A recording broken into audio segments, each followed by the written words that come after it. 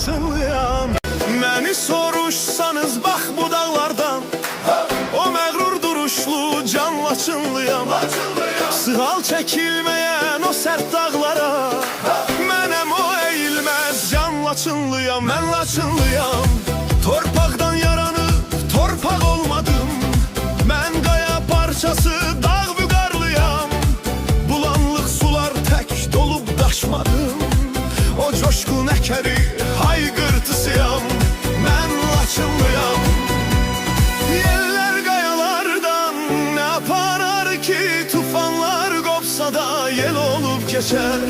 Məni zirvələrdən kim qoparar ki, qartalam ovumda zirvədə yetər. Mən Laçınlıyam, dağ vüqarlıyam. Mən Laçınlıyam, vətən canlıyam, can Laçınlıyam.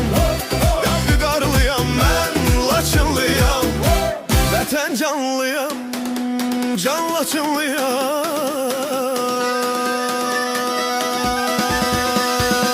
Yadlar karşısında bükülmez dizim, sinem siper olar, sözüm ox olar. Dağlar tek vüqarlı, silinmez izim, bakışım düşmene min bir ox olar. İgid oğulların şir bileklidir, her biri sarsılmaz.